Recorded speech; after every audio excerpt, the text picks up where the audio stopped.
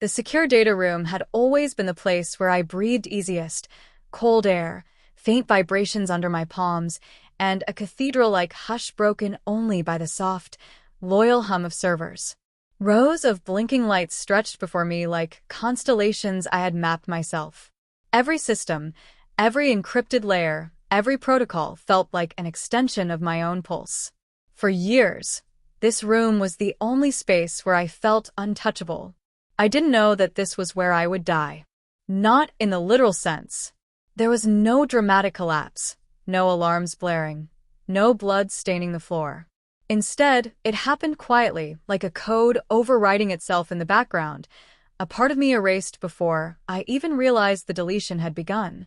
I remember the glass walls catching the reflection of Elias as he stepped inside, the polished shoes, the perfectly tailored jacket, the familiar confidence in his posture. My husband, my partner in every blueprint of our shared empire. Yet something was different. There was a stiffness in his shoulders, a faint trace of Chloe's sharp citrus perfume clinging to his sleeves, as if she'd been closer to him than she should have been. Chloe, his cousin, the woman he swore was nothing but an administrative asset. She was the one who slid between us like a knife. He moved behind me, his presence looming in a way that made my instincts prickle.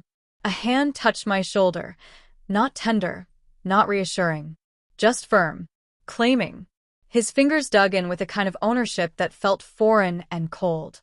I remember the moment my pulse shifted, the moment I understood something was terribly, irreversibly wrong. He wanted access. Not just any access, the master key, the buried authentication I kept hidden because it protected the core of our network from internal threats. A key only I could unlock. The realization hit with the precision of a perfectly aimed exploit. He wasn't here as my partner. He wasn't here for safety, progress, or shared vision. He was here for the kill switch. As he leaned in, his breath brushed my ear, not affectionate, but impatient. My reflection in the monitor looked pale, blinking back disbelief, while he stood behind me like a shadow preparing to swallow its host. I saw then that the man I'd built a life with had already chosen his side. And it wasn't mine. My hands moved on instinct, but not in surrender. Even as he tightened his grip on my wrist, even as the betrayal carved itself into my ribs like a hot blade, my mind stayed sharp, calculating, already coding paths of escape. Every keystroke became a silent promise. Every click, a step toward retribution. He thought he had won when the access screen turned green under my biometric scan. He didn't know I had given him a ghost key, an elegant decoy, a trap that would quietly record every illegal action he took. He couldn't see the ice settling in my veins, replacing the naive warmth that once loved him. The Wren he betrayed died in that moment. What rose in her place was something far more dangerous. I remember standing, heart pounding with fury instead of fear, my gaze fixed on the man who had used my genius to destroy me. And as he slipped out of the room with stolen power in hand, I made my silent vow. I will seal every back door you open, Elias. And when I'm done, there will be nothing left of the empire you tried to steal. Then, light.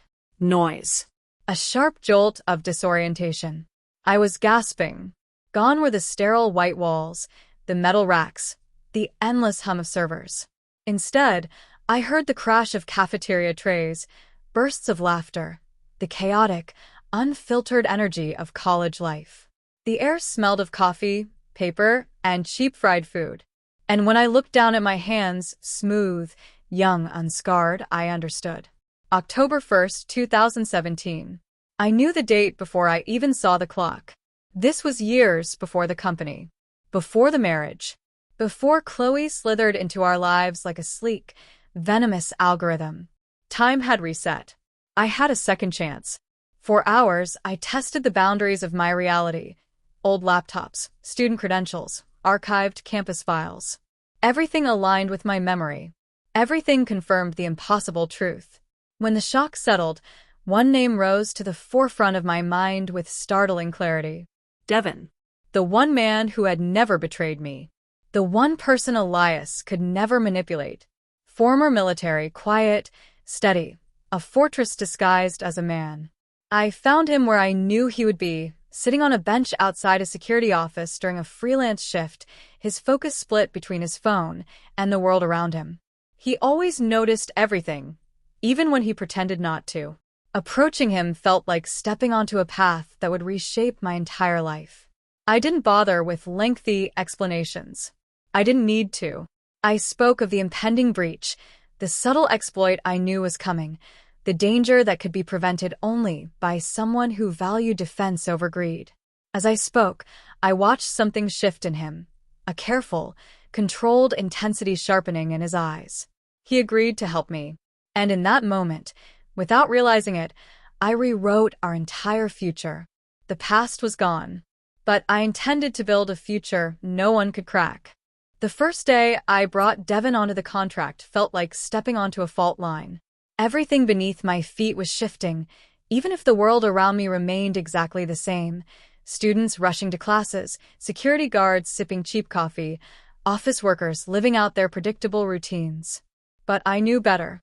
Hidden inside this ordinary day was the opening note of a symphony I had already lived once and refused to live again. Time travel, rebirth, whatever force had dropped me back into my 21-year-old body had not done so for my comfort. It had done so for my correction, my redemption, and, strangely, for my protection. The vulnerability I warned Devin about was small to most people, a misconfigured low-level credential used for guest access. But in the hands of someone cunning, someone desperate, someone morally weightless like Chloe, it was a golden entry point. In the timeline I remembered, this breach was dismissed as a small incident. No one realized it was the blueprint, the testing ground for all the attacks that would come later, including the one Elias used to finally break me. Now, I watched the building housing that vulnerable server with a focus I had never possessed the first time around. I tracked each employee badge swipe, monitored network activity through a portable terminal, and logged every unusual ping bouncing off the corporate firewall. I was a ghost in the system, silent but vigilant. Devin stood beside me in the small monitoring room the company had lent us, leaning against the wall like a watchtower built out of muscle and stillness. He didn't fidget, didn't fill silence with small talk. He simply existed with a gravity that pulled the chaos in me towards stillness. I didn't tell him how much that steadiness mattered yet. Not when my entire past, my entire trauma, was something he wasn't meant to carry. Instead, I absorbed the comfort in the shape of him. A quiet sentinel. As minutes slipped by, my younger body trembled with adrenaline I hadn't felt in years. I had lived so long carrying the weight of betrayal that feeling anticipation without fear felt foreign. My hands hovered above the keyboard, the memory of Elias's grip still lingering like an old bruise. But here, in this room, I wasn't controlled. I wasn't cornered. I was rewriting my story line by line, packet by packet. Around 9:14 p.m., the first suspicious pulse hit the network. Small, barely a ripple. The kind I would have ignored the first time. But now I knew the signature. This was Chloe's early work. Sloppy, unrefined, hungry. The digital equivalent of a thief standing behind a locked door, testing which hinges squeaked the least. I intercepted the probe before it even mapped its first directory. My fingers flew, tracing her method, sealing the weak point, strengthening the patch I'd prepared hours earlier. My heart pounded, not from fear of the breach, but from the rush of taking back control over something that had once destroyed me. When Chloe's second attempt arrived minutes later, it brushed against a closed port instead of an open wound. I watched her try again. And again. Every attempt weaker than the last, more frustrated. She eventually pulled back, confused. She had expected an easy theft. Instead, she found a fortress. The first wall of my future was now reinforced. She didn't know it yet, but the failure would ripple across the timeline. She would have to scramble for new opportunities. Elias, without this early win, would stay a nobody much longer. Their ascent had been interrupted. And I was finally standing in front of the avalanche that had once crushed me, stopping the first falling stone before it could build momentum. I sat back in my chair, letting out a slow breath I didn't realize I'd been holding. For the first time, The world didn't feel doomed to repeat itself. It felt pliable, bendable, alive. Devin watched me, his expression unreadable but intent. Not questioning, not judging, simply acknowledging that something significant had shifted. I didn't tell him that this night was the first crack in Elias and Chloe's empire. I didn't tell him that their downfall had already begun, years before they ever realized they were at war with me. Instead, I absorbed the quiet triumph humming in my blood. The server lights blinked like small stars, each marking another point of stability I had secured.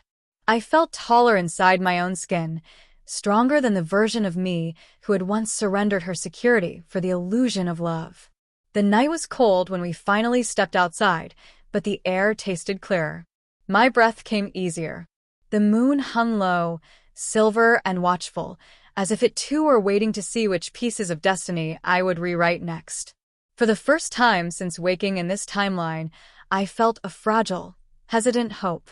I was no longer the woman dying in a data room. I was the woman rewriting it. The morning after the attempted breach, the world looked deceptively normal.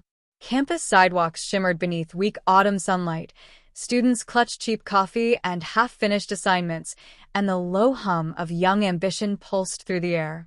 No one around me knew that a war had begun.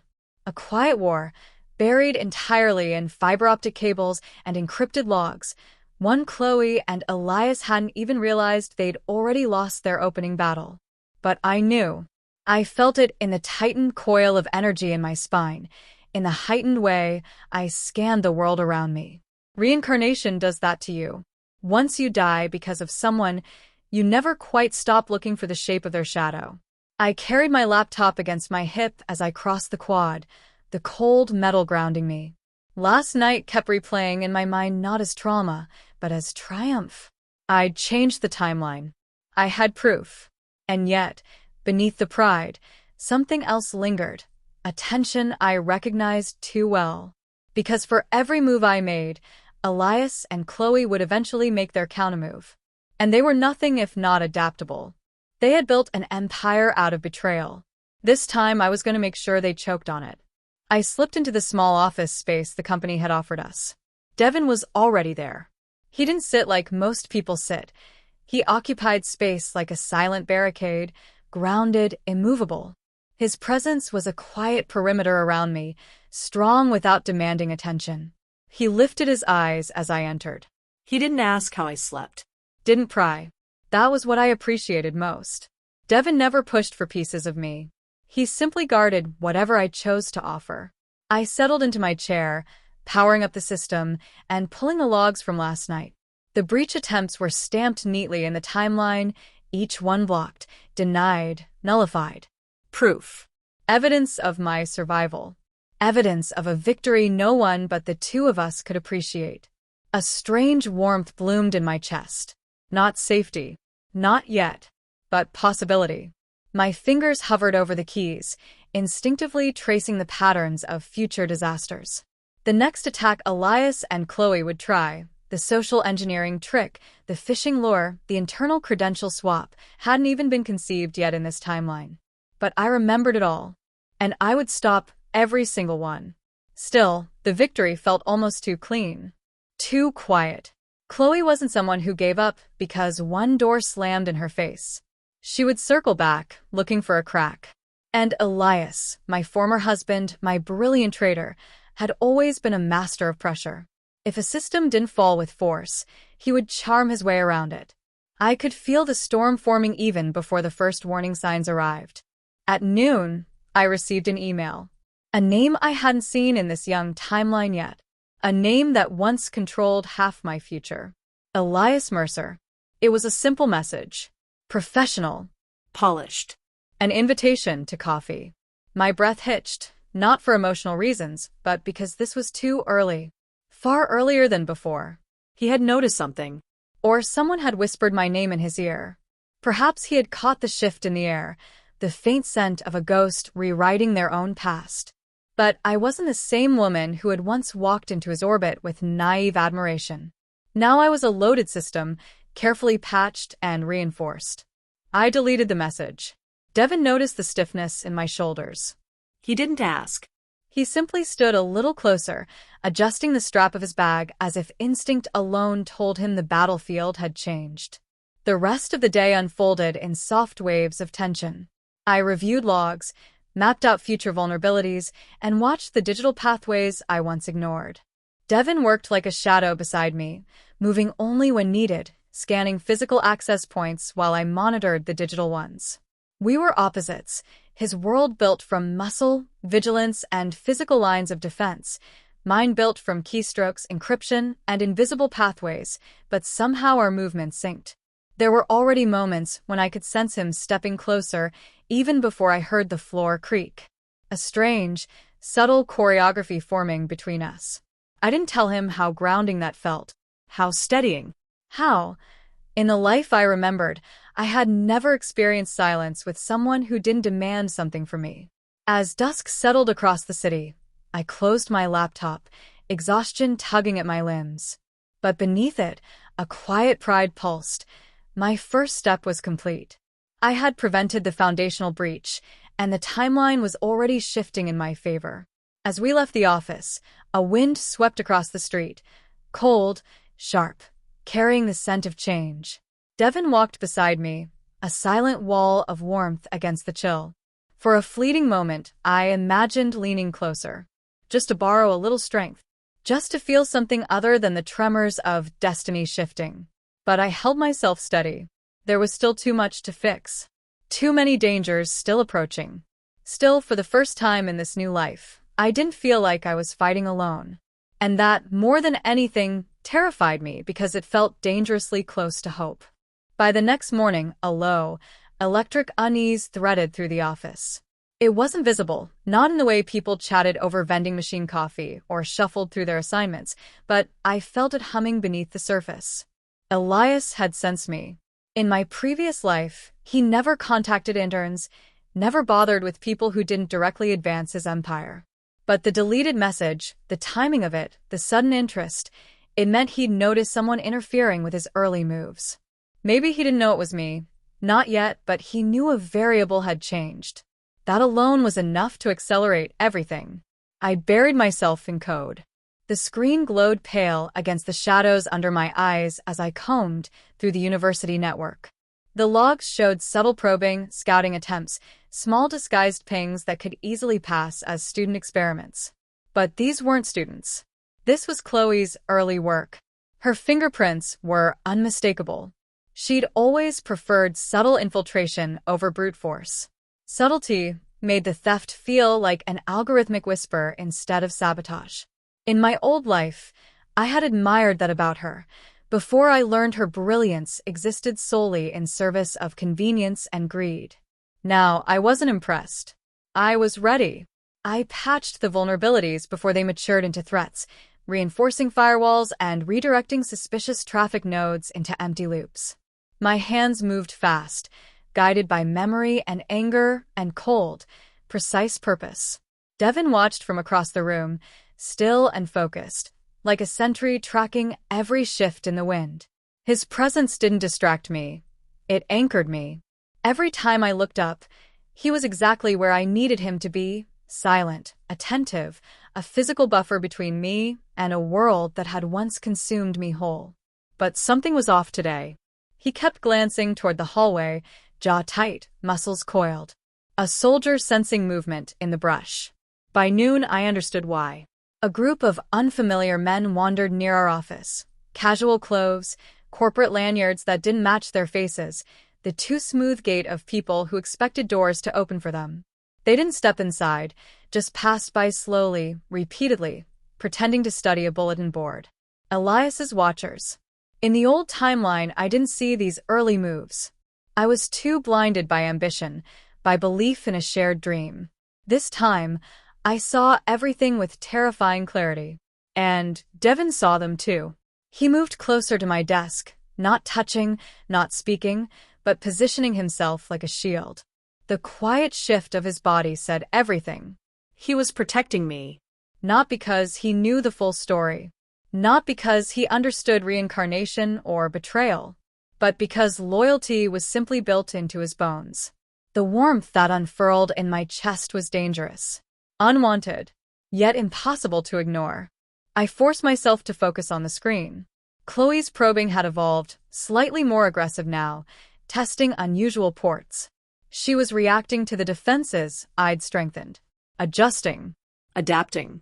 the dance between us had begun. I typed faster, countermeasures flowing out of me like instinct.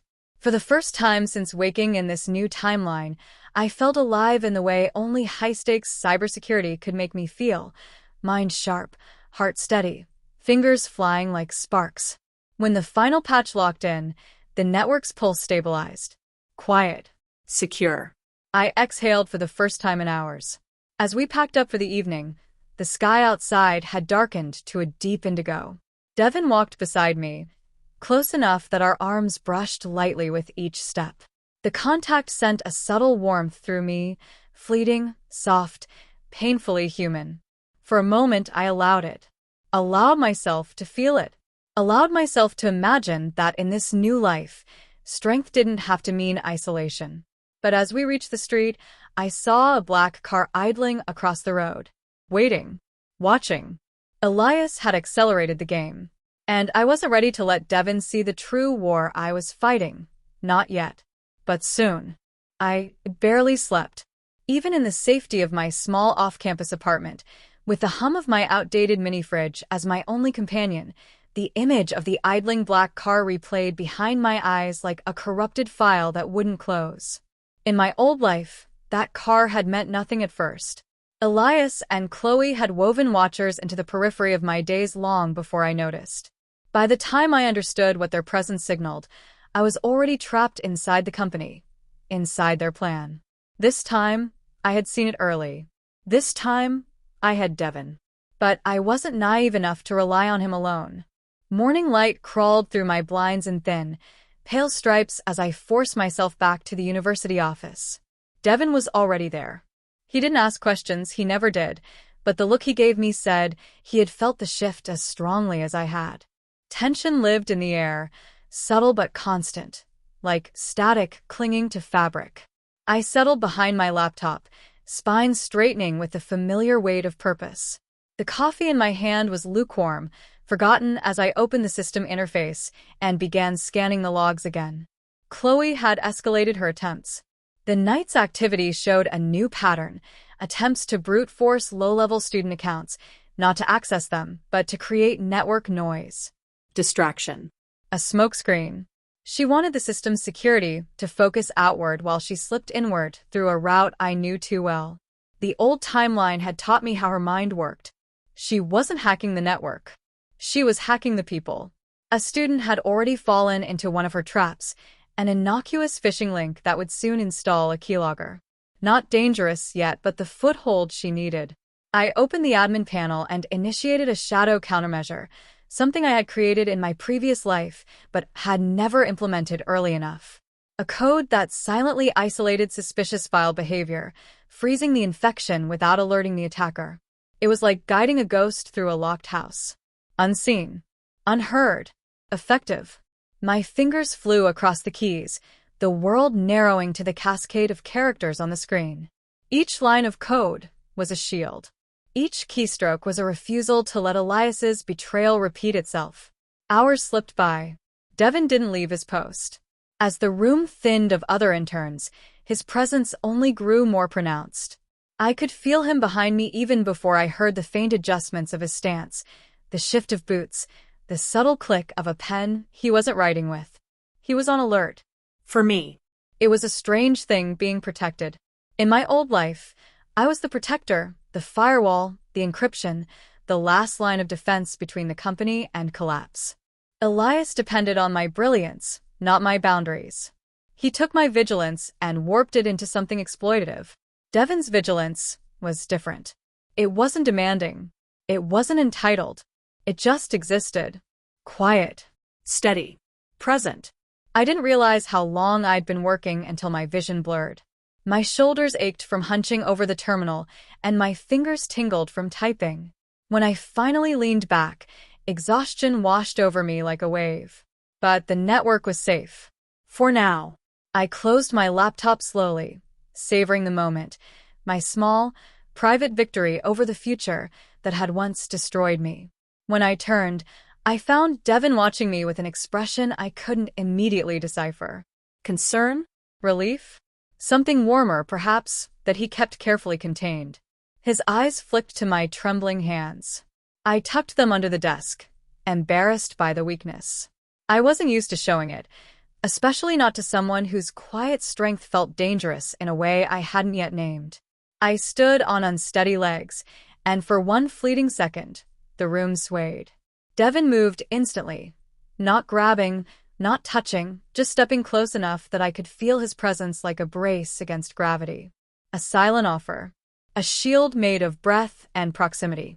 I forced a steady breath and stepped toward the hallway. Devin walked beside me, his pace perfectly matched to mine, his attention sharp on every corner, every shadow. Outside, the campus buzzed with its usual energy, students laughing, bikes whirring, music spilling from open dorm windows. Ordinary life surrounded us like a bubble I couldn't quite re-enter. Across the street, no car waited this time, but that meant nothing. Elias had many ways of watching. As we reached the crosswalk, the wind shifted. My hair brushed across my face, and Devin's hand lifted slightly, as if he almost reached to tuck the strand behind my ear. He didn't. He stopped himself, but the gesture, half-born, hesitant, echoed through me. Maybe in this timeline, protection didn't need to be a cage. Maybe it could be a connection, quiet, growing, inevitable. But I wasn't allowed to hope yet. Not until I defeated the world I'd already survived once. I didn't expect the shift. Not in the code, not in the network logs, and not in myself. It began quietly, in the small pockets of time between crisis and countermeasure. The moments when Devin and I weren't tracking Chloe's movements or blocking Elias's early schemes. The moments when the world seemed to pause, just long enough for me to see him instead of the threats surrounding us. The next few days were a blur of subtle escalation, digital and emotional. Chloe's attempts grew more frequent and more desperate. Each breach attempt required hours of silent labor, and Devin stayed with me through all of it, as though his presence was an extension of my firewall. One evening, long after most students had disappeared from campus, we found ourselves alone again in the dimly lit network operations room. A soft halo from my screen reflected off his eyes as he watched the perimeter cameras, arms crossed, posture steady. I was typing a new encryption script, but my attention kept drifting. To him. To the way his jaw flexed when he focused. To the quiet strength in the set of his shoulders. To the way he could stand completely still and still make me feel protected. The storm inside me was new, warm, unsettling. In my old life, affection had been a trap. Elias had praised my intelligence until it became inconvenient. He'd feigned love until security outweighed sentiment.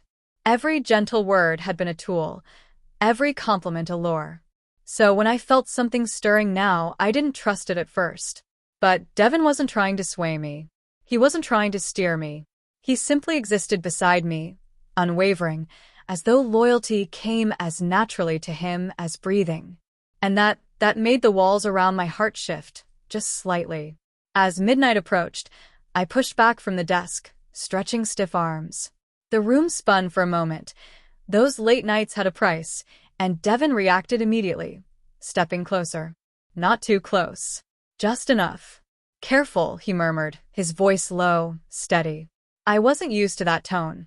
Concern without control, closeness without claiming. My breath caught unexpectedly. I'm fine, I whispered, though the truth was less certain. He didn't argue. He simply stood there, a quiet anchor, giving me time to find my balance. When I straightened, his gaze dropped to my hands. They were trembling again. I curled them into fists, embarrassed, and then his hand moved. Slowly, gently. He reached out, his fingers brushing the back of my knuckles. Not a full touch, almost a question. A silent. May I steady you? The contact was barely there, featherlight, but it felt like a spark dancing across my skin. Not fear. Not danger. Something else. Something I had forgotten I was capable of feeling. My breath hitched, and his eyes lifted to meet mine. There was nothing predatory there, nothing entitled, just a steady, warm patience, as if he understood exactly how fragile trust was for me. I didn't pull away. I let the warmth of his hand linger for a second longer. "It's been a long day," I said softly. "It's been many," he corrected, his thumb brushing once, just once, across my knuckles before he withdrew his hand. A simple touch, a deliberate restraint, and somehow, that restraint made my heart beat harder. I returned to the desk, but my focus was fractured. Every line of code blurred with the memory of that gentle contact. I had been touched before, often, carelessly, manipulatively, by someone who used affection as currency.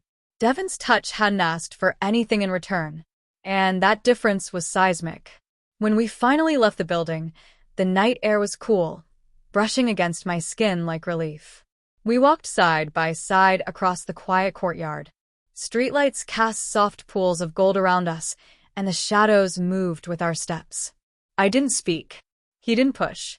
But as we reached the main path, a breeze caught my hair again, sweeping it across my face.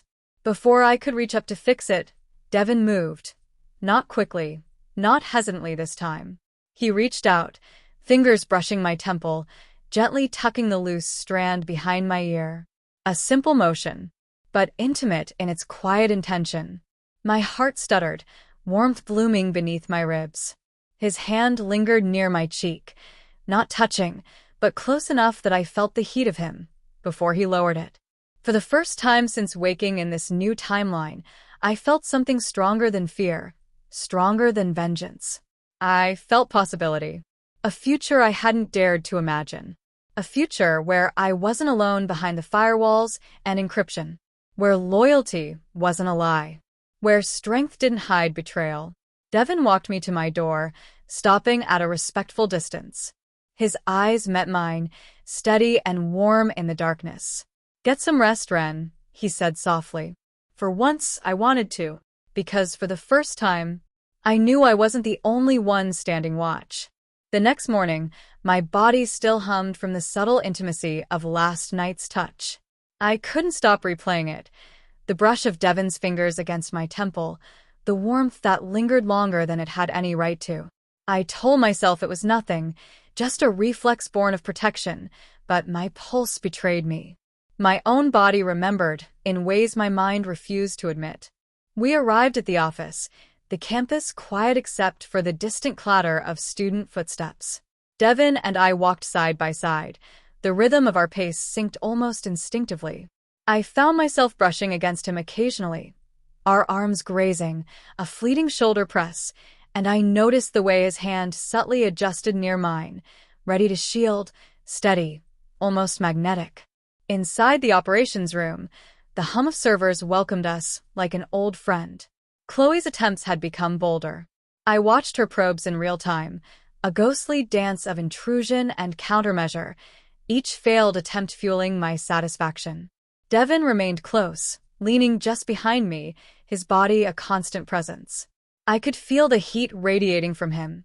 Every movement he made seemed designed to keep me grounded, steady, protected.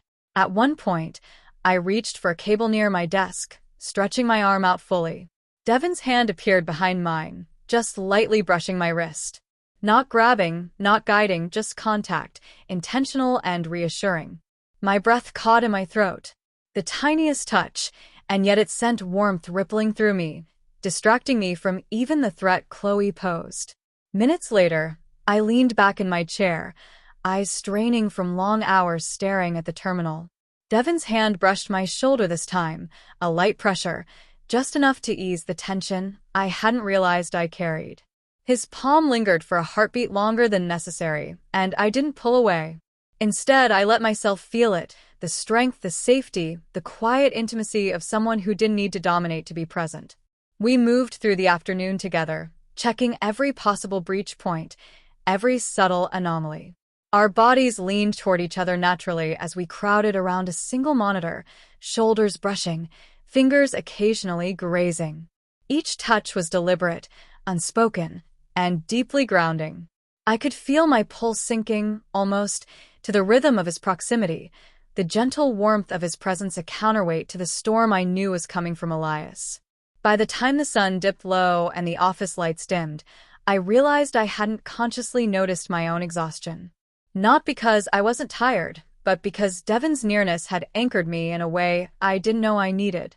When I finally stood to leave, I felt his hand briefly on my lower back, a guiding, protective motion that sent a shiver straight through me. Outside, the wind carried the scent of autumn leaves and impending rain. Devin walked me to the sidewalk, standing slightly closer than necessary. His shoulder brushed mine when we turned, a contact so subtle it could have been accidental, but I knew better. My fingers twitched, wanting to reach for his hand, to close the gap that had felt electrifying all day. I didn't. Not yet. But I allowed myself to lean a fraction closer, feeling the solid warmth of him against my side. A simple act, but in it was trust. And for the first time since the second chance began, I let myself imagine that maybe, just maybe, I wasn't alone in this fight, or in the quiet moments between them.